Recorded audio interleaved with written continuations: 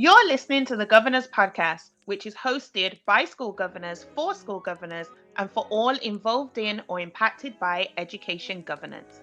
On the Governors Podcast, we have open, honest, and transparent discussions about governance in the UK education sector, sharing and providing insights into the realities of entering the boardroom, sitting around the governing board table, and leaning in.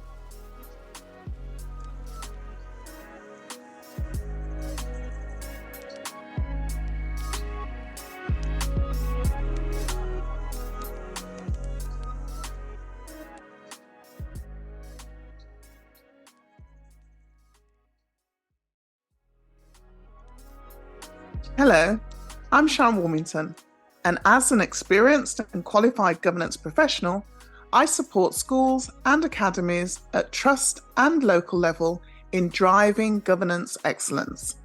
I'm also the founder of the National Black Governors Network and the National Association of School and College Clerks. Collectively, with sector partners, we work with individuals and organisations seeking positive change at a strategic and operational level. Hey, it's Olivia D. Hines here, an unapologetic millennial Black woman who is changing the face and space of education governance. I specialise in brand management, digital strategy, and generational diversity, bringing governance into the 21st century. I'm purpose-led and people-focused, bridging the gap between the then and the now. And you're listening to the Governors Podcast. Okay, let's get into today's topic. So for this episode's agenda item, we have invited Shekeila Scarlett to the Governors Podcast and its virtual boardroom to discuss exclusions from a student's perspective and re-entering the space at a strategic level. Shekeila Scarlett first met the Board of Governors at her secondary school when she was appealing her own exclusion. Facing a group of adults who would decide the 12-year-old's future was intimidating, especially because they looked nothing like her. She won the appeal, but the experience never left her, and she now chairs the Board of Governors at an East London school. At 26, she is one of the youngest people in the UK to do so and has been featured on BBC News, BBC Woman's Hour, and BBC Radio London. Her aim is to pioneer young voices into spaces where they wouldn't necessarily be. Welcome, Shekeila. Thank you for joining us, and we're sure our listeners are looking forward to hearing from another voice in the education governance space. Thank you guys for having me. It's been an incredible opportunity to be invited. I've been listening to the podcast, and obviously I got to meet both of you guys over a period of time. So yeah, I'm so excited to be here. Okay, let's dive straight in. And if you can just sum up for our listeners what your current job role is and your governance role is as well. So in my paid career, I'm a professional. I say professional. I'm an operations manager for Transport for London in my day-to-day job. And I love working for Transport for London. It's where my heart sits. And then in the governance role, I'm a chair of governors for a Hackney-based, the only Hackney-maintained secondary school. A bit of a mouthful now. Called Stoke Newton, and we have the largest amount of students within Hackney, and we are a community-based school. Great. And you That's say quite a context. You're the only remaining maintained school. Maintained secondary school, yes. Wow. Big shoes and to sit in and feel and deal with, and everything in between. I was going to say, there must be pressure to academize, but that's another podcast, another conversation, another day. Definitely. Okay, so how long have you been a governor for, or did you go straight in as a chair? Oh, good question. So I actually became a governor as an associate in September 2021. And that was as a result of setting up a program with Hackney Council to get young people in Hackney governing. So after setting up the program, I decided, this is my in. Let me actually participate in the program. So I participated, and then the chair of the board at the time co-opted me in December 2021. So I was only associate for 3 months. So 2 years now as a governor, Mm-hmm. nearly. And chair of governors, was co-opted as chair in July 2023, but assumed the position in September 2022. And it's been a whale of a ride since. I can imagine that's a roller coaster for anybody to be chair of governors of a secondary school and the only maintained one. And were you a governor in a previous setting? Did you even know what being a school governor was about? I was not a governor in a previous setting, although I was a trustee of and have been a trustee since I was 18. Oh Um, wow, I like that. and so that gave me a sort of understanding of what governance was, but also as a result of my own personal education experience, I knew what a governor was because I had to face a governing Pupil Disciplinary Committee when I was 12 years old. All right, okay. I'm sure that's a question for later on in the session. But thank you for that. It's good to know because one of the things that I do and I'm very passionate about is getting younger and younger governors around the governing board table because I truly do believe that it's important for our children in schools today to see themselves reflected by people who are closer to their age group than those of us born in the mid 1990s. The 1900s, I should say. Yeah, because I'm mid 1990s. I'm a Yeah, 93 baby. So I'm mid 1900s. Oh, yes. No, it's but definitely important for people to see people that reflect where they come from, Yes. age, background, even country and experience wise, like lived experience for governors is so important. And the Hmm. closer someone's lived experience is to what the educational age is now, then it's really more empowering for them to be able to relate. And that's something Yes. I've definitely seen as being a governor and chair of governors as well.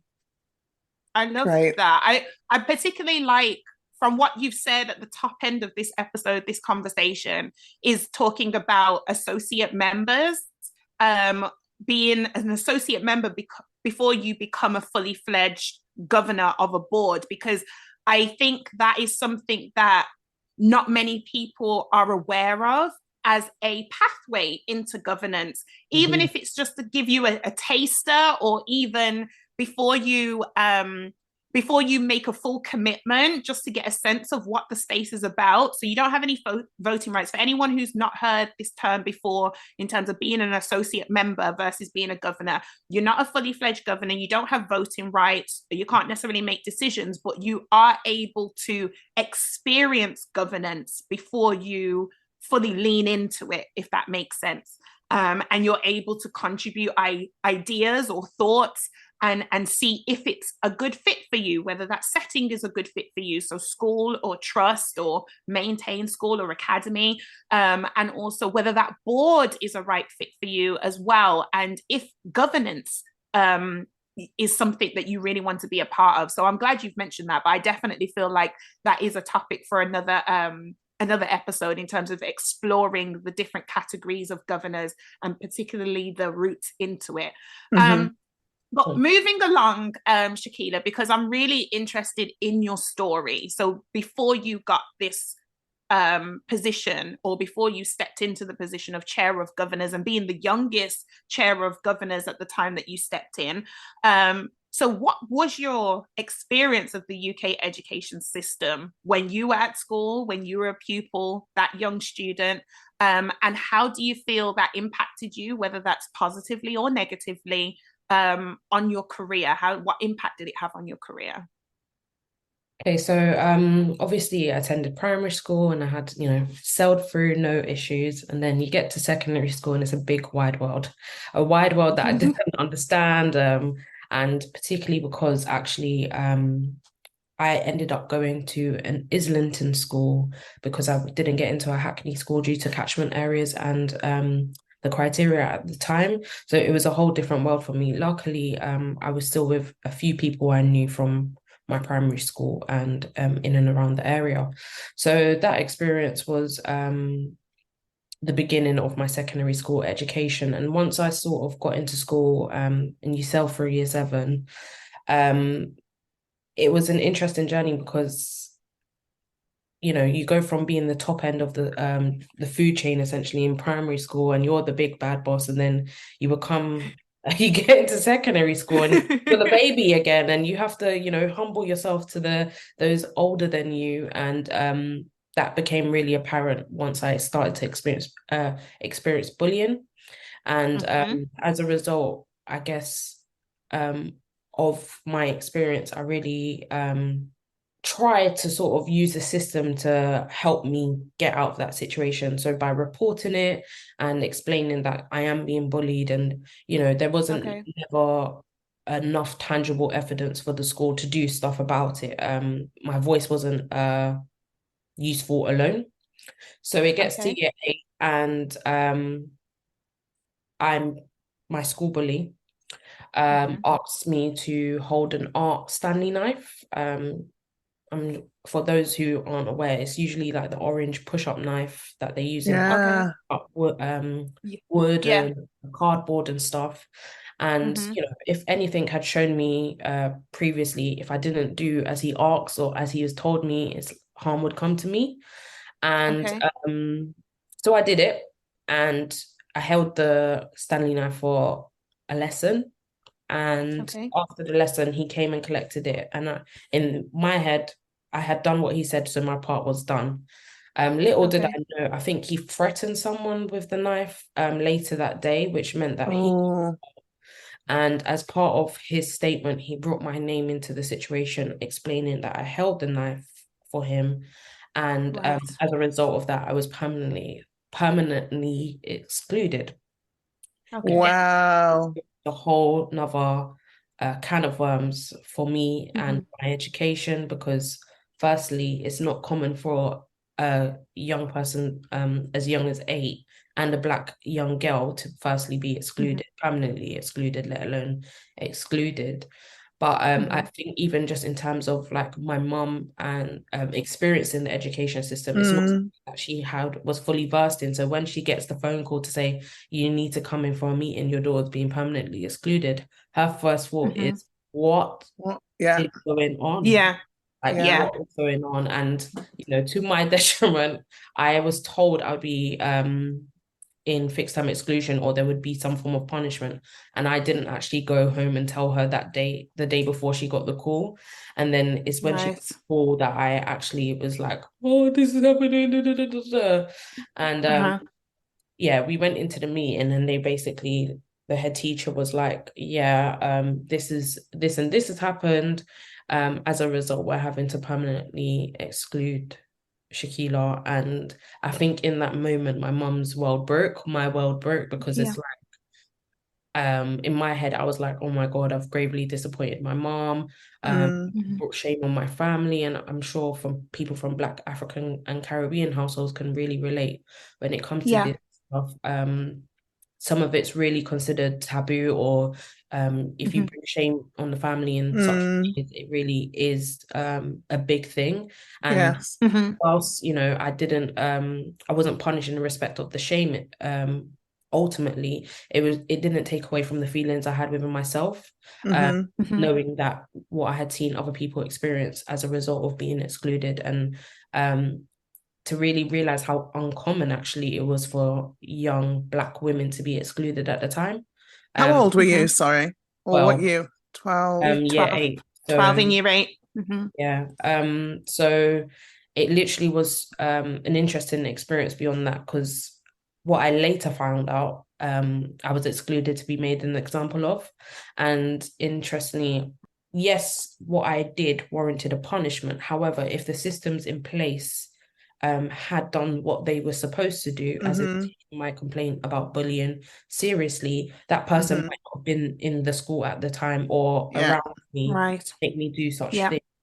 And, I say do such things, I'm still a human, I still had choice, but I knew I had to make a conscious decision around, if I didn't do this, what else I was fully aware of what the other result could be, because there's things that I declined to do previously resulted in further bullying. And when you're being bullied, I'm sure loads of people can relate. There's just sometimes when you've had enough, so you just give Yes. in rather You're than just fight. giving, yeah, absolutely. I Yeah, I Me, I understand. hear think that. I got to that point where I was just like, it's tiring now. We were in similar classes, so it's not like I could run.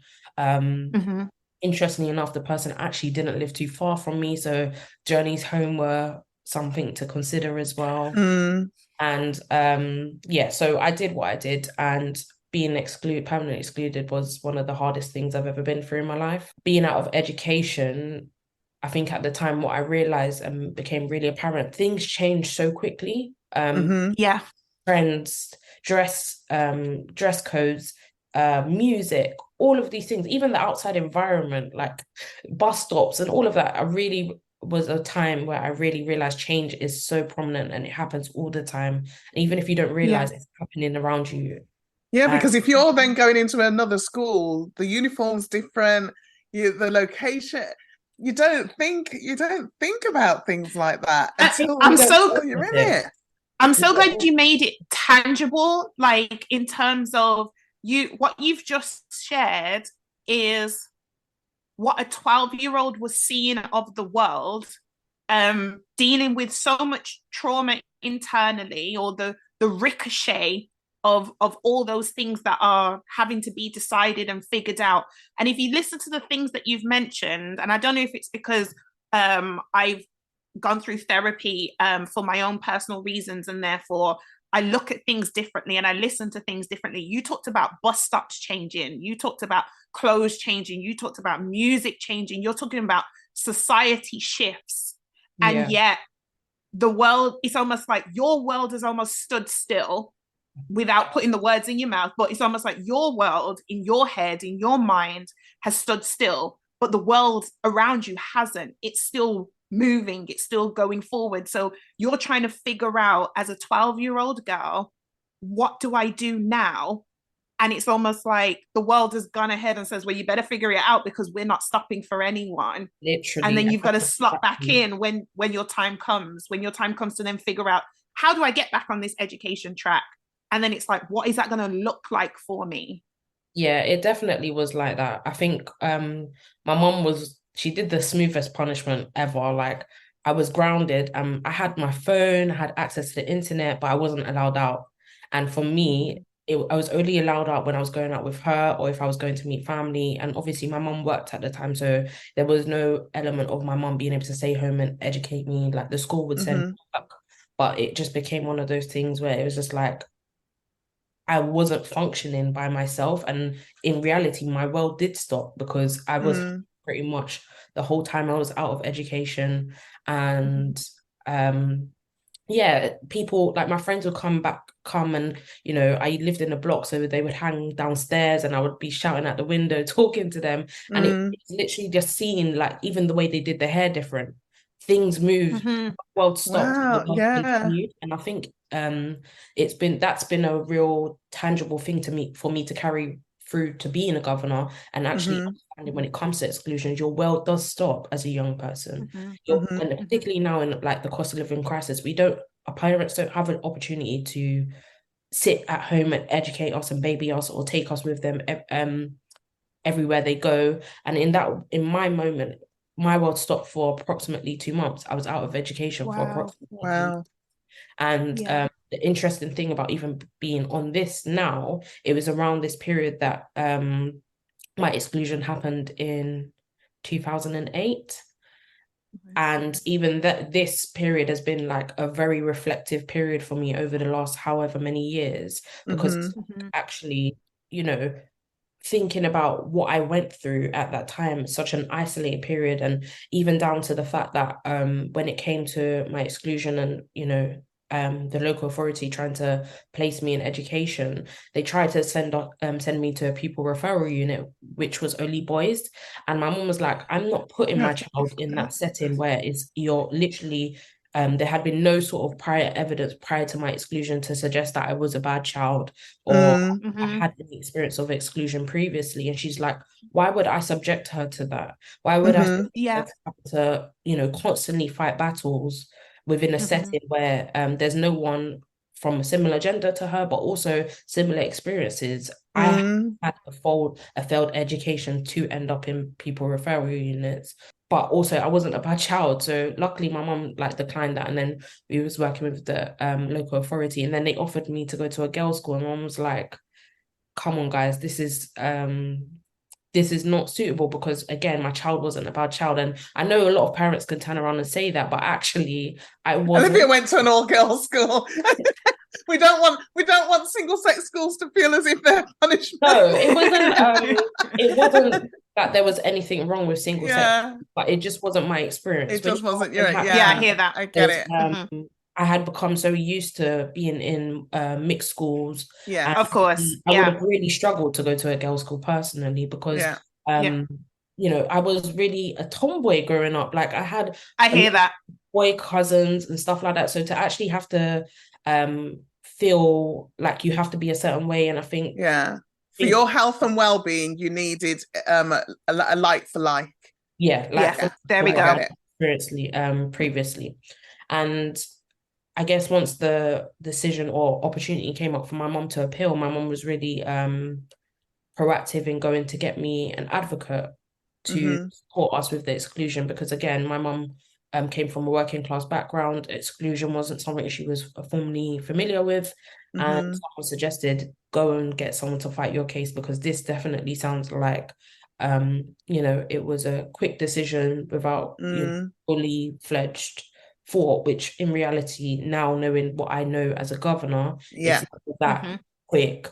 But at the time it did seem, because I thought one punishment was coming, and then the most significant punishment came, and we had to deal with that. Luckily, we did find someone to advocate on my behalf, and he was brilliant. Jerry, wherever you are, I've never been able to see you since that day, but I definitely owe you a drink, a coffee, a present, because if it wasn't for him, I wouldn't have got back into school, just because of the access to the vocabulary, the setting of a Pupil Disciplinary Committee is not something my mum would have necessarily been able to be to thrive in, because it's not her environment. It's not the people that can relate to her or understand it. And I think even that process of me going to the committee, it was interesting, because obviously I was nervous. Like, I've been told this is basically where they decide whether you can go back to school or not. And obviously I want to go to school because I want to see my friends, but I'm just like, maybe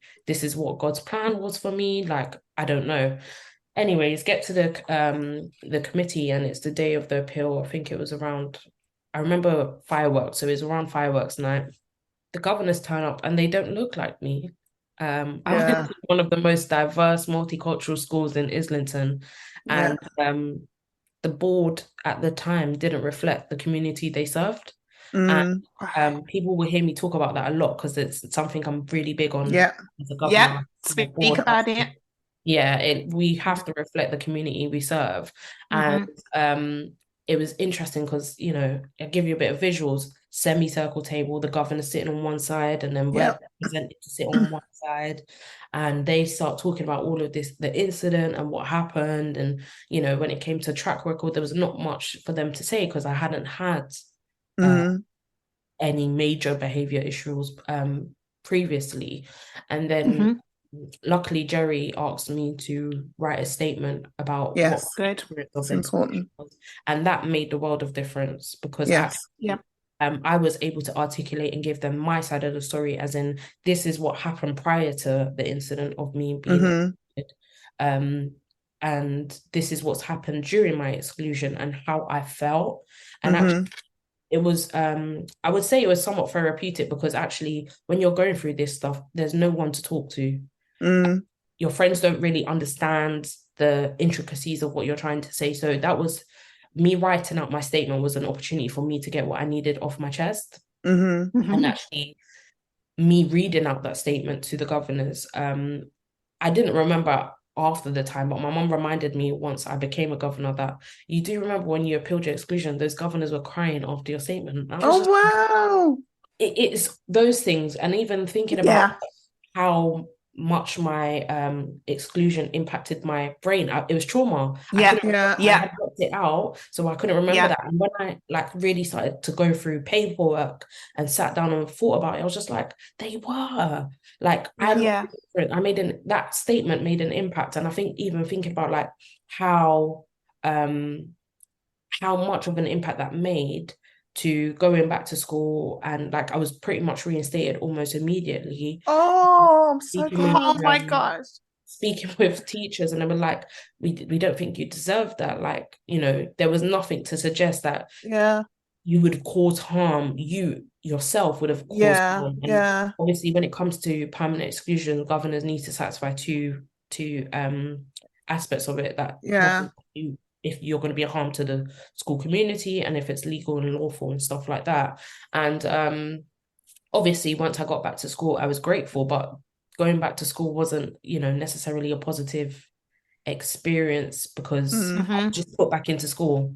There was no extra support that was put in, and any support that was put in was after 2 months. That's huge. Exactly. Like, luckily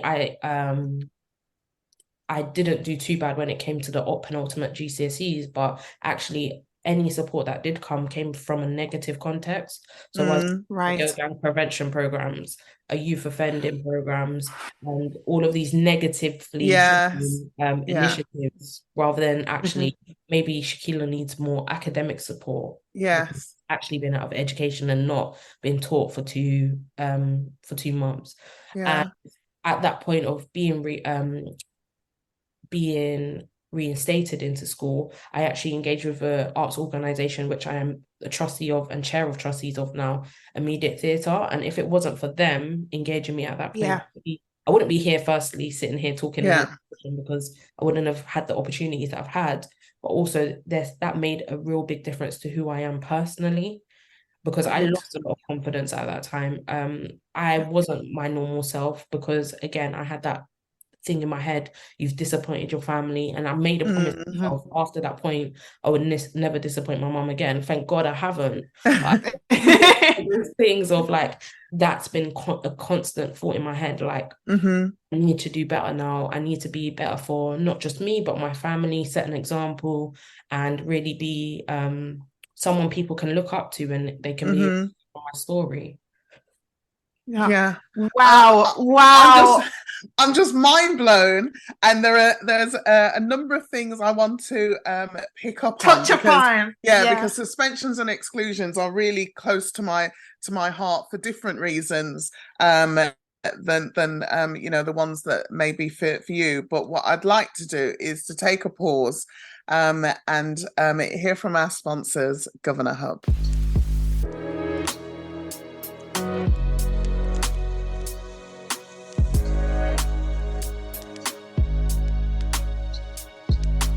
Governor Hub is proud to support the Governor's podcast. As a leading provider of online governance support, we know that confident and well-equipped governors bring about positive and meaningful change.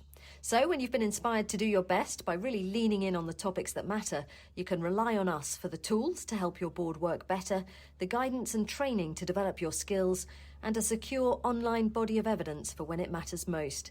Visit thehoot.news to join us and feel part of something bigger.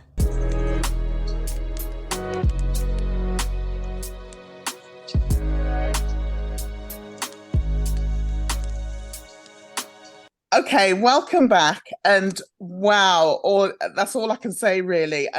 But picking up on the amazing things that you've just been saying. I'm very much a person who, as a clerk, myself for many years, when we look at exclusions specifically, so suspensions, yes, but exclusions specifically, it's important that context is given. In the head teacher's report, in terms of the reasons for exclusions, the context of that exclusion is really, really important, so that the panel can make a fair judgment, because all they get is that information pack. And if the context, when you were talking about bullying, if that's not included, then they're making a judgment on what they're reading. And so that then trips forward to the importance of your statement, the pupil voice. And I've been involved in an exclusion for the youngest, I think was a year 4 student, and it was heartbreaking. But she spoke on her own behalf, and it made an impact, because it's important, to hear from the student and what that does. In terms of panel makeup, one of the things that I do, again, as a clerk, is I find out from the school the gender and race of the child that has been excluded, and then I try and reflect that in my panel. So if it's a Black female student, I look for a Black female governor. And in some situations, it's not possible. In some situations, it requires borrowing of governors from other governing boards. But it's one of the things that I try and do, because it's important. I remember getting a Muslim governor to sit on a panel of a year 13 child who was excluded for carrying a knife into school. And I watched, as a Black female, I watched the cultural understanding between the panel member and the family take place in a way that we as Black people will understand.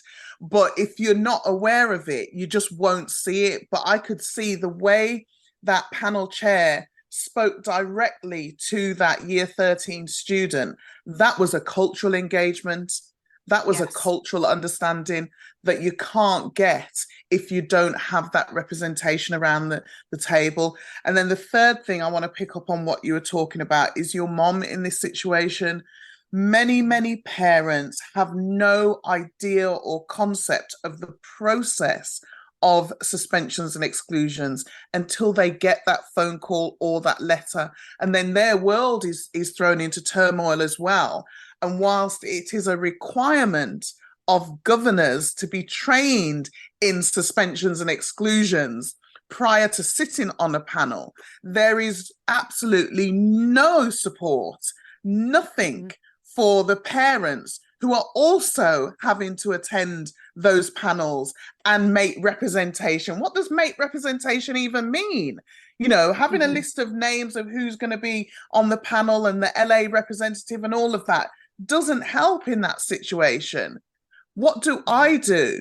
And it's important that we, I've said to schools directly, if you've got, especially schools that have higher rates of exclusion, hold a meeting with your parents and walk them through your behavior policy. Don't just assume that they're reading it. Walk them through your behavior policy, walk them through the suspensions and exclusions policy, and what the process is and what can be deemed as a reasonable sanction for something, so that they understand. You've got to build those relationships. Otherwise, you're faced with situations like yours, where you're in free fall, literally in free fall over that situation. Literally. And I think second to students, parents are the second biggest stakeholders in any school, no matter what type of school. And I think what you said there, Sharon, about training, like governors are given training as a requirement to attend these meetings and know how they work and what's expected of them.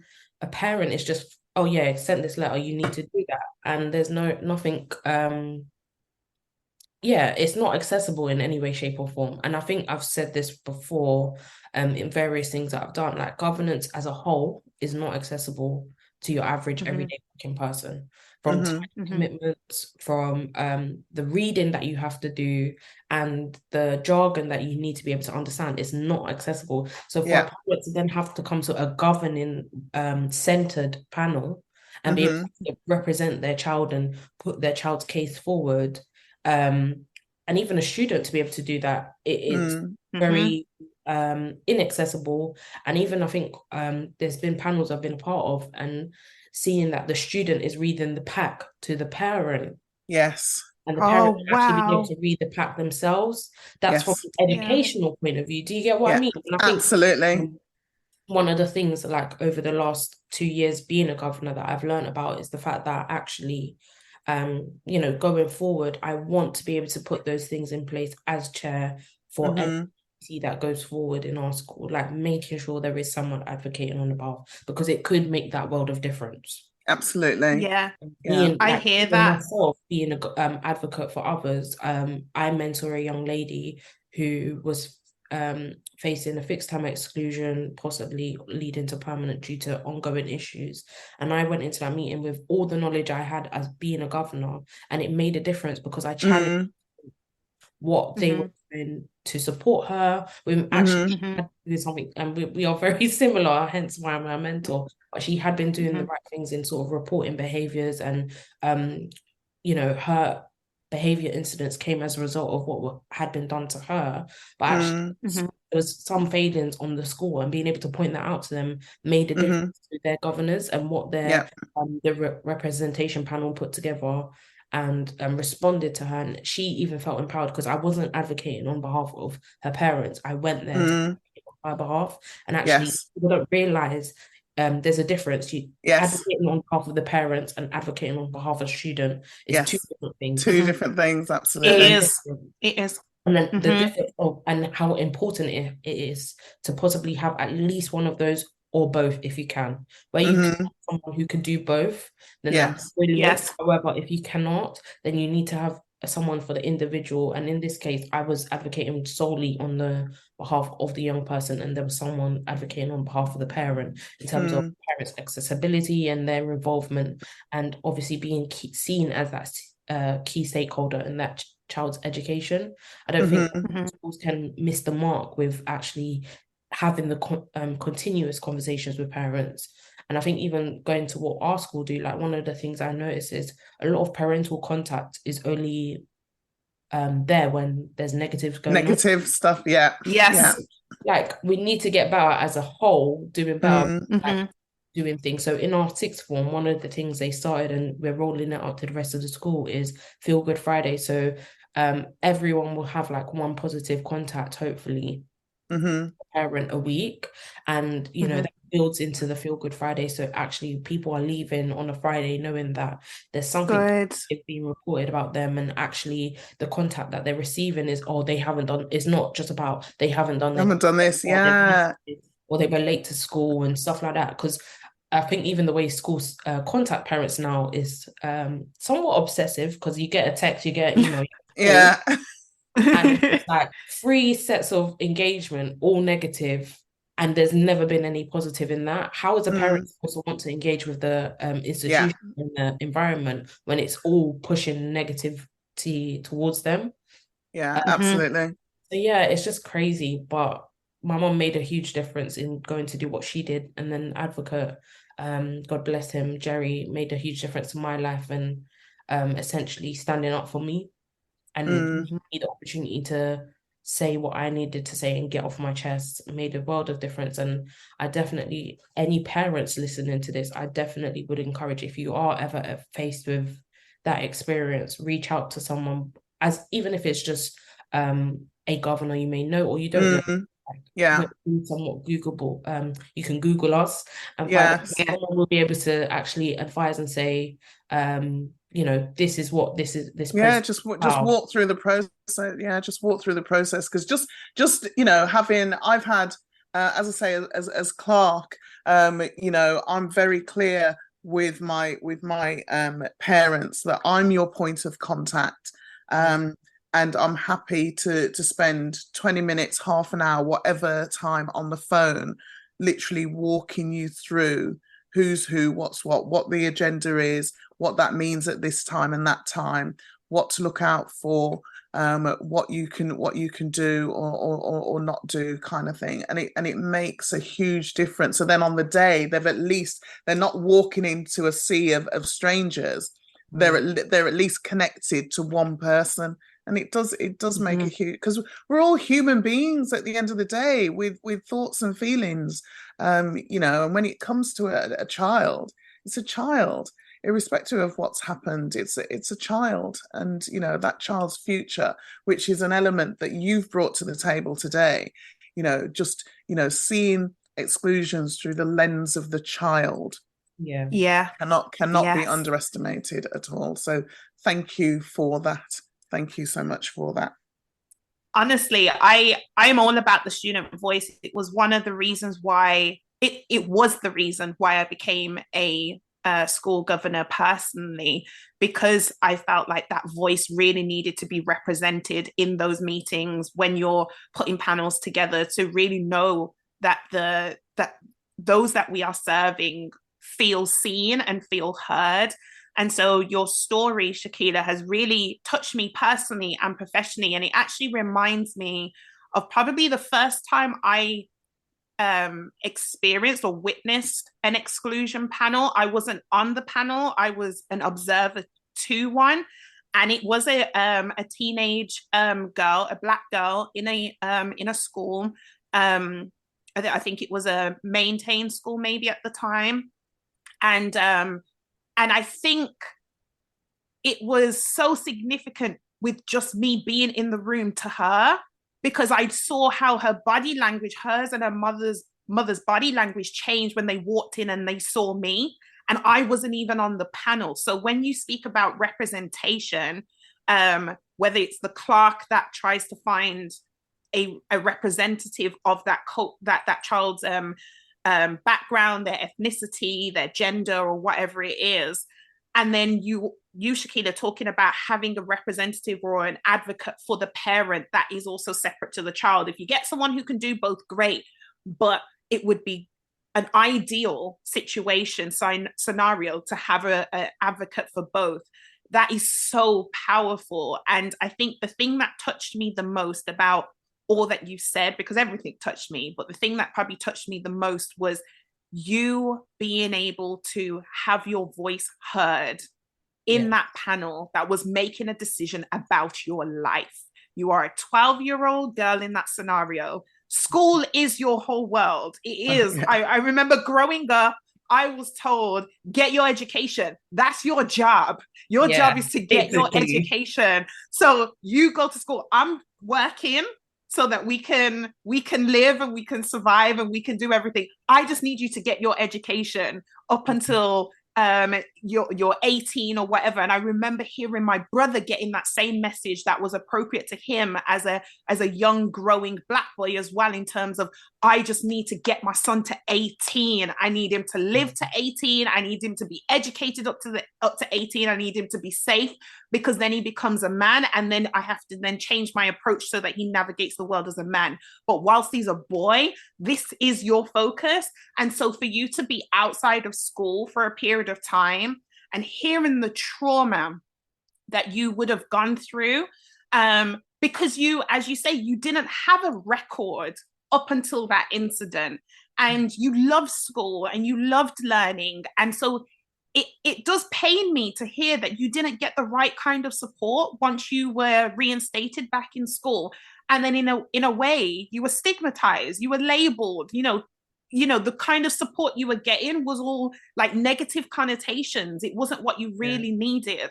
I resonated with your story when you talked about your mom having to remind you of the reaction that the panel had to your statement, because it's only in my adulthood, within the last 12 months, that I've learned how trauma fragments your memory.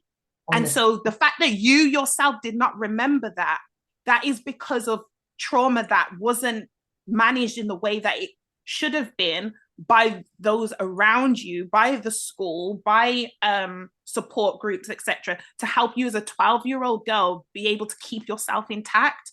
But it's almost like you fragment things. This is something I've learned about myself. You fragment things at a young age because it helps you to survive.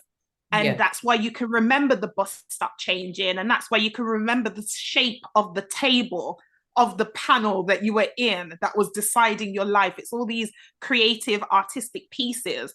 And it's only in your adulthood are you able to then put all those pieces together like a jigsaw. And what you're doing with it, which I think is so powerful, is you're feeding forward. You're saying, because of what happened to me, if I can stop it happening to someone else, then that's my job. That's my purpose, to make sure that the support is in place so that another 12-year-old girl doesn't have to go through what I went through. And I think that's what's so amazing about your story and about you as a person, Shekeila. Like, I am so wowed. I feel like we've completely gone against our plan for this podcast. What plan? I feel like it's gone in a direction that our listeners need to hear, because this is a very unique scenario that you don't hear about as governors. I can tell you that there is no the first PDC that I did as a governor. That was my next question. Yeah. Oh my God, no one talks about that stuff. Being on the other side of the table, oh Lord. Okay, go ahead. Let's get into that. So now let's say you've experienced governance. Your first experience really of governance was you as that 12-year-old girl on one side of the table. Now let's flip it to the other side in terms of you becoming a chair, you becoming a governor first, or associate member, becoming a governor, becoming a chair. How did you react to that? How did your experiences impact the way that you wanted to chair, but also learning how to chair from others? Did you feel obligated? Did you feel like it was something you wanted to undertake? Let's hear the other side of the table now, in the position you're in now, your present day. Yeah, deciding to go to the other side of the table was a very big thing for me, because as you are aware, representation is so important. And actually, I didn't see anyone like me reflected in these roles, not locally anyway. And I think that was where the key thing is. I didn't see it locally. So I was just like, is this even something for me, like to become the first Black women chair in Hackney? Well, it was in Hackney, but the youngest, which was the most thing. And I sat there and I was like, are you mad? Why are you going to do this? Why are you going to do this? Because the idea was, when the opportunity came up, I didn't even consider myself. I was just like, good luck to whoever's going to put themselves. Another person on the governing body was like, why don't you put yourself forward? I said, me? About that. And then as time went on, someone else came to me and I had a conversation with her teacher about it. And I was just like, oh, this is getting a bit serious. Like, this is actually something people are considering that I should do, but also it's not like I can't do it. But I hadn't seen anyone like me or had met anyone directly like me in that position. Fast forward a couple of weeks, I go to an anti-racism conference that was actually held at the school. And remember, I'm still considering it, haven't really spoken to anyone about this. And my colleague who I co-chaired the Hackney Young Futures Commission with, Jermaine Jackman, God bless him, introduces me to this woman and goes, Shekeila, I think you'd really love to speak with this woman. She's a chair of governors in a school in South London. Bearing in mind, he didn't know I was even thinking about this. It was just so happened that he introduced me to her. And wow. I always will shout her out, Katie Donkor. Thank you so much for what you did for me. Oh, I know her. Yeah, she's amazing. Like, she really supported me, and she had a conversation, and I said to her, you're a Black woman, you're doing this, tell me what it's like. And she really gave me real insight into what it's like to be firstly a Black governor, but a Black governor, chair of governors. All of those three things together made a huge impact on my decision. And even her supporting me through the process into becoming chair was something I didn't know I needed. I needed to see someone doing what I wanted to do in order for me to decide that it's possible for me. And I think that's why I'm clear on the fact that actually representation is key. And now I'm in the governance space, and I know, and I've built up a bigger network. I know there is many people like that, but when you come from places where I come from, where I am a governor, it's not in your face. It's not like people are actively screaming about it. And luckily, I was able to have that engagement that said to me, okay, maybe you put yourself forward. So I wrote my statement, and it was shared with the governance, and it came back unanimous decision that I would become chair. And in that moment, I went back to my 12-year-old self, because I knew about governance, and I said maybe one day I could do this, but to do this and then be at the top it was such a heartwarming thing for me. And even just explaining it to family, like they still don't necessarily understand. But then it's just like, I essentially explained it to my nan. Oh yeah, like I'm now chair of governors. Oh, what does that mean? I mean, I'm boss. And she's like, oh my God. Even about it. And in reality, like seeing that from my family was all the sort of, it gave me all the feels inside, because actually I was just like, I've done this. And obviously I'm the youngest chair of governors in the UK, to be the youngest Black chair in the UK, let alone the youngest Black woman chair in the UK.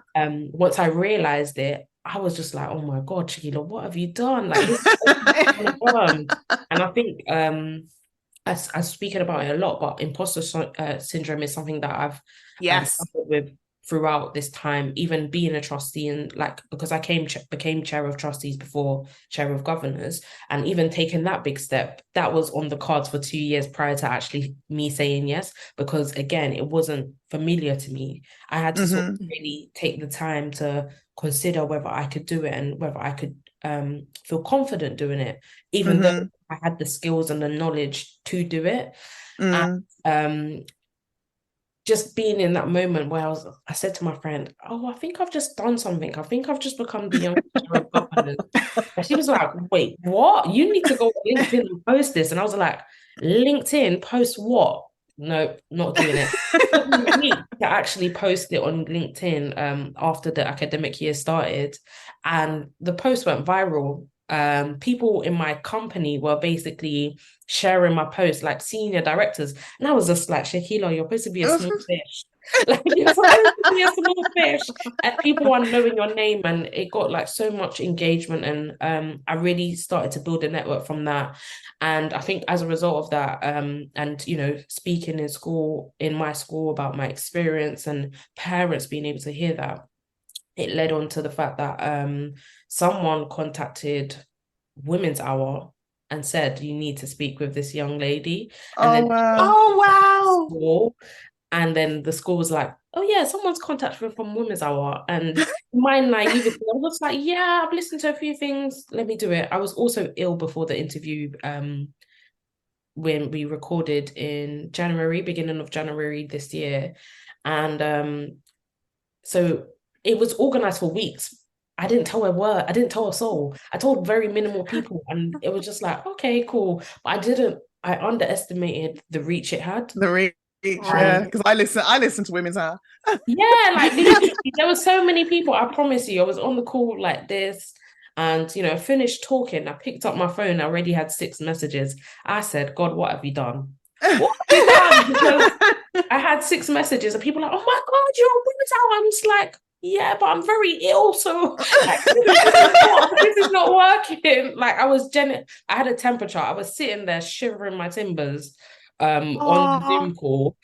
But you did it anyway. I did it, and it made such a big difference. And as soon as they sort of posted the clip on Twitter, that went thing, and then I posted the clip, and that went like viral within the educational governance space. And I started to connect with so many very different people, but also it encouraged me to feel confident to start to connect with people. I think like as a newbie in the space, it was very intimidating for me. And I think that's one thing about that, you know, I'm sure people talk about all the time, but it was an intimidating environment. And because I sort of had the reaction that, or the thought in my head initially about the fact that you're not supposed to be here. Like society's trajectory for you meant that you wasn't supposed to be here. And if I go back to what teachers told me, you're supposed to be 16 and pregnant and have a baby and this dustbin man.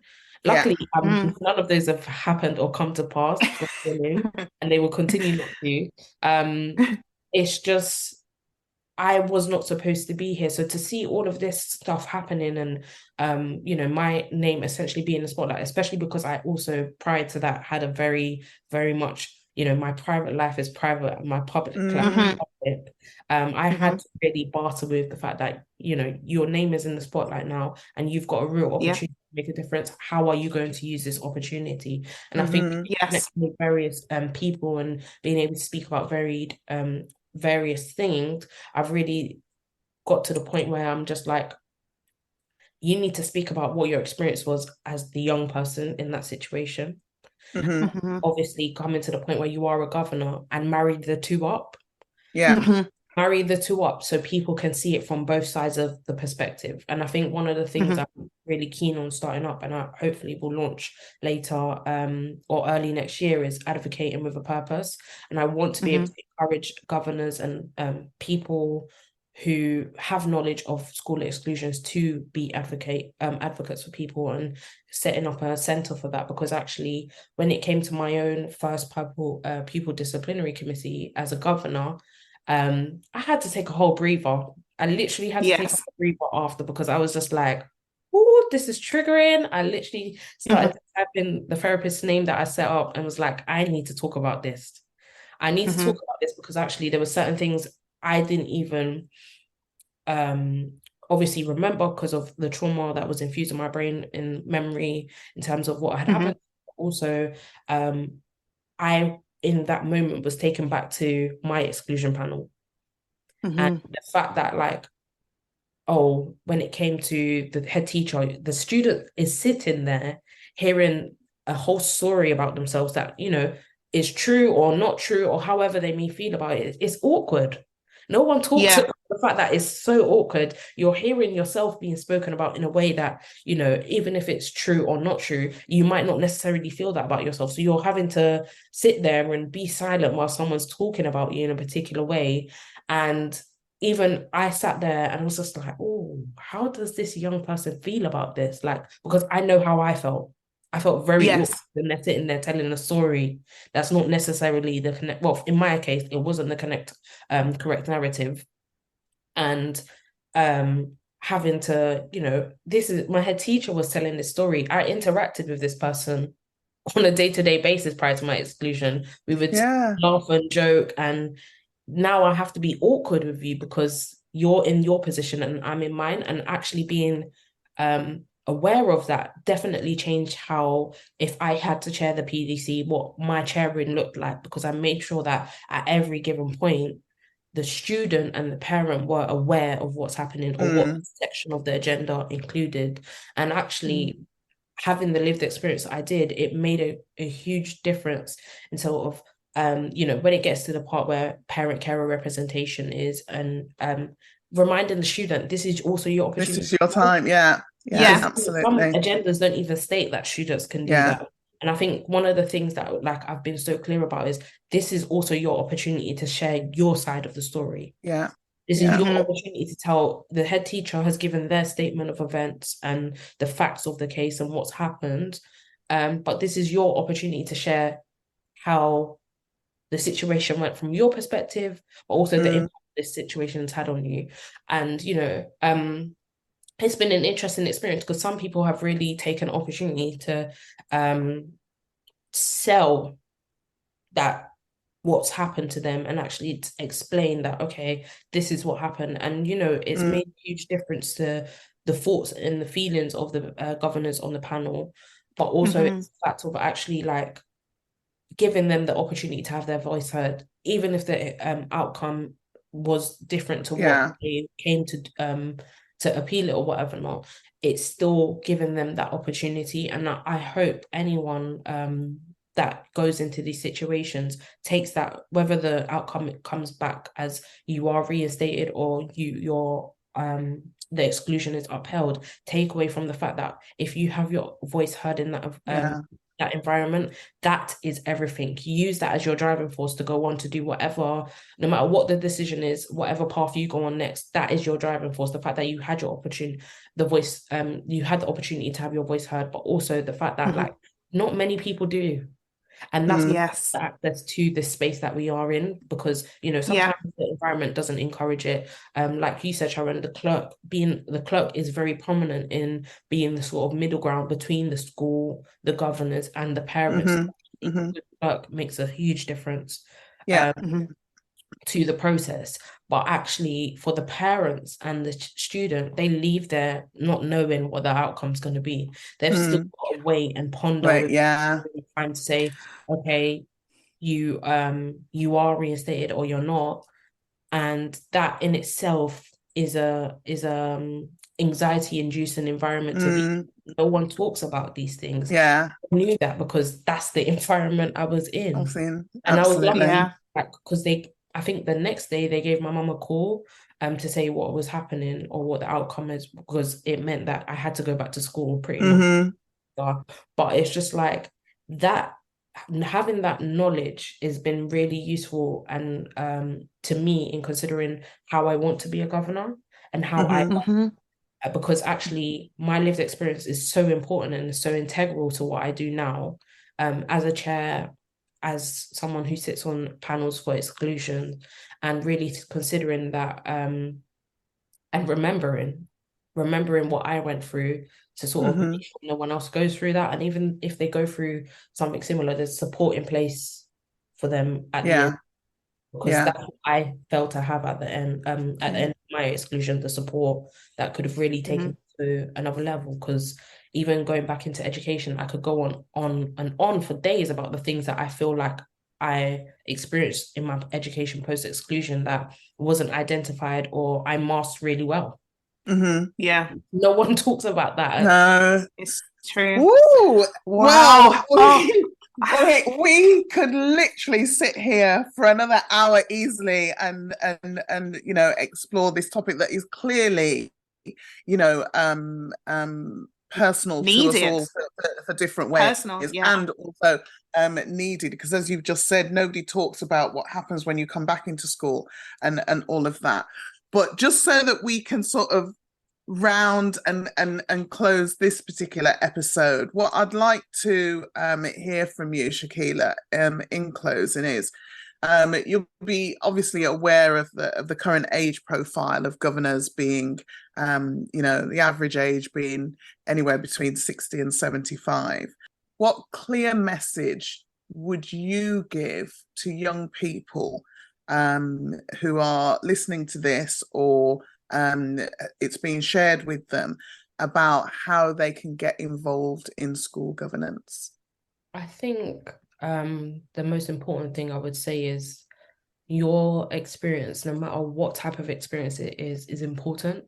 There is going to be someone else in this world that can relate to part of your experience, and actually that's what's going to get you at the table. I think I've been very clear that my drive and my passion is about bringing people to sit at the table where they can make strategic decisions to change the life of others. And I think if the more young people realize how valuable just the fact that you are young as one characteristic alone can make a difference to a board, because as we know, like 3% of governors are under 30. And it's a ridiculous, we laugh, but it is. Statistic. It's 2023. Yes. I know. Statistic. And that it really annoys me when I reread this stuff and people actually raise it to me, because I'm just like, exactly, it's 2023. And I think people need to remember that, like, your lived experience means you deserve to be in those spaces. I always talk about, you want to be the change you wish to see in the world, so you need to sit in the spaces and at least be that change. And I think as young people, if we come together and collectively sort of storm these boards, essentially, they can't find the voice to be heard. And I think I would love for people to take away from this, like, your voice is important no matter how young, and don't feel counted out just because you are a young voice. Your voice could be the youngest but the loudest in the room, because sometimes people are just talking for waffle, but they're not talking. They're not talking lived or recent experience. Do you get what I mean? Absolutely. That's what he is, really. Wow, I hear that. I feel like that is a nice, smooth way to go into our takeaways, because I personally resonate with everything you've said, but particularly those points around age, because that was the reason that I became a school governor. But it was also a barrier for me, because I was trying to think of how I would be perceived and received if I enter the space in my early 20s. So it was me saying, okay, the average age is 60 to 75. I'm 22, 23, considering starting my school governor journey. Will they think I'm too young? Will they think I'm not experienced enough? I haven't really developed my career or anything. And then it was like, looking at that, but then looking at my value, my lived experience, it says at 22, 23, I'm a graduate from university. I've just come out of the education system. I know it. I know what it's like to be a student. That is my value. That is my contribution.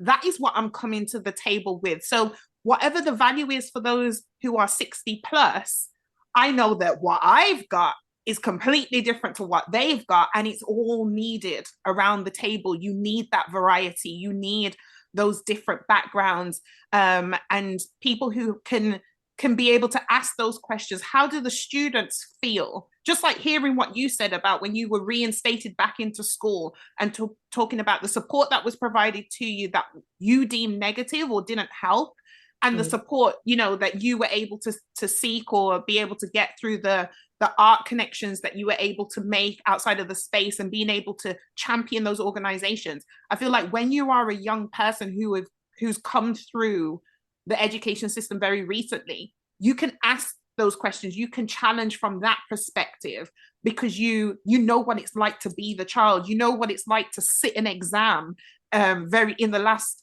5-10 years. And so therefore, when decisions are being made about process and procedure around how exams are taking place and the impact it has on the mental and emotional health of students, you can speak to it. You're not having to reference from 2, 3, 4, 5 decades ago. You can say, I did this exam last year, and be able to really bring that to the forefront so that you can make strategic decisions, so that it helps the current and future generations moving forward. So I think my biggest takeaway is something that I've been practicing for a number of years now, and it's gratitude.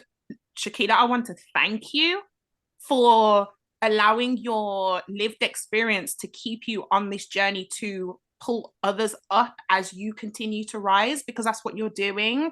I want to thank you for joining the governance space so that we sit in that 3% together, because I'm now 30, going on 30. I started at 22, 23. So I feel like I've been in the governance space for a while, but I've spent the majority of my 20s in the governance space, and I'm still advocating for people younger than me to get into the governance space, because I'm going to tick that bracket at some point.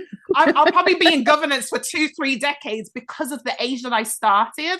But it's like, I'm going to be in my 30s soon. I'm going to be outside of that percentage soon. But I don't want to move out of a space and not fill it with someone who is younger than me, who has more to offer, who has value.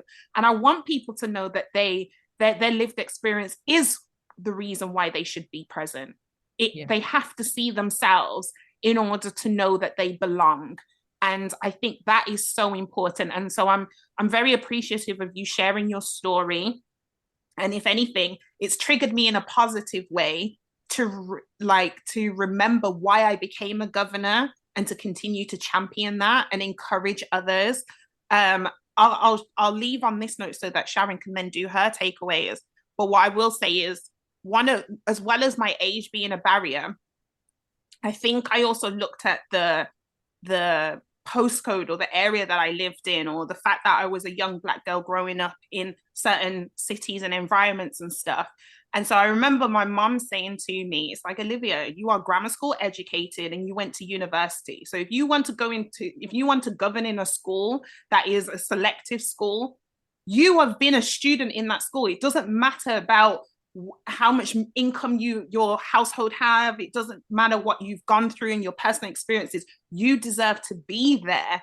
And I think it's about knowing that. I think what I've had to learn is that I've gone through certain experiences in my life so that someone else doesn't have to, or so that someone else doesn't see those as barriers for them elevating. And so I've had to really look at myself and think, okay, I don't necessarily use my university degree a lot, but is my university degree for me, or is it to tell other people, to let other people know I can do that and be here? I didn't necessarily get my degree for me. I didn't necessarily stay in grammar school education for 7 years for me. It's to let you know that I deserve to be in this space. I'm going to bring the fact that I'm Black with me. I don't need to tell you. You'll see it the moment I walk in the room. I don't need to bring the fact that I'm young. You'll hear it from the words that I use, the language that I speak. But I'm letting you know on paper, I'm as good as anyone else, but I'm bringing so much more as well. And I think that's what's so important. And so it's almost like you've used your story to say, okay, and what? This is what I've got, and I'm still here, and I'm still valuable.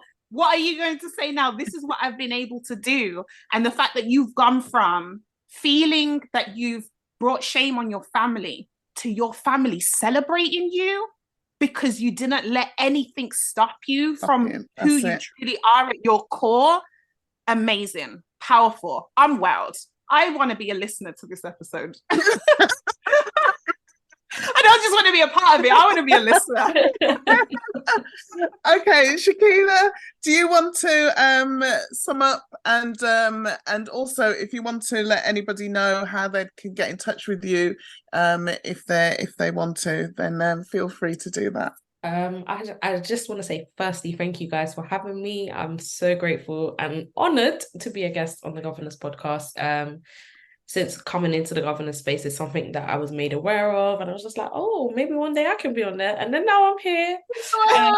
But yeah, it's really nice, and I think even just coming into this space and being able to speak with and really learn from you guys is something that I really value, because at the end of the day, we are in this space to collaborate. There is room for us. And I think that's one of the things that I've been so appreciative of in this experience, like meeting people like yourself who have welcomed me with open arms and really, spoke life to me. And if I say that as a Black woman, because I know when I say that, some people will resonate. And for people that don't understand, it's really talking to me from a perspective where you understand my journey.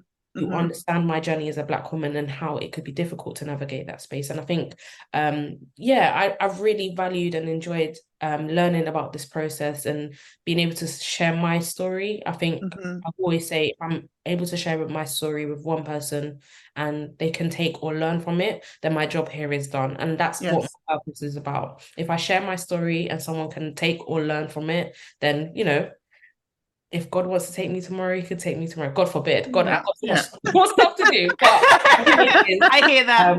As long as someone can learn from me, that's all the payment and satisfaction I need. I totally understand that. Thank you for allowing me to share my story. And if anyone wants to find me, I'm available on LinkedIn, and my website is ShekeilaScarlett.com, and on LinkedIn you can find me under Shekeila Scarlett, and my email is contact@ShekeilaScarlett.com. So please do get in touch, and I mean from top to bottom, parents, other governors, or young people. And I think that's the other thing, young people do get in contact, because if there is a situation you're experiencing around exclusion, I could help, but also how to get into governance. I'm big on it for sure. So definitely get in touch. Thank you so much for that. My takeaway is really simple and straightforward. To governors listening to this, I hope that this particular episode allows you to think differently when you sit on your next exclusion panel, and the importance of making sure the student voice is elevated and taken into consideration the different context in which an isolated incident, if it was an isolated incident, is being viewed and seen. So for me, it's about centering the student, the child in that space. Thank you very much. An amazing episode, and thank you for listening.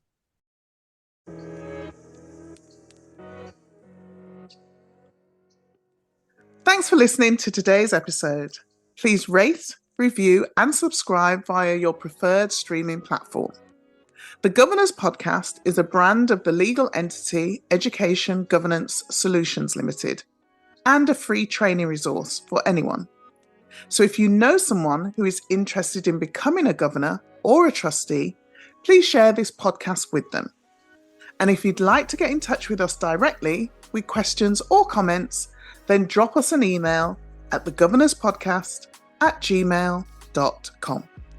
You can also follow us on social media platforms at The Governors Podcast. Let's connect.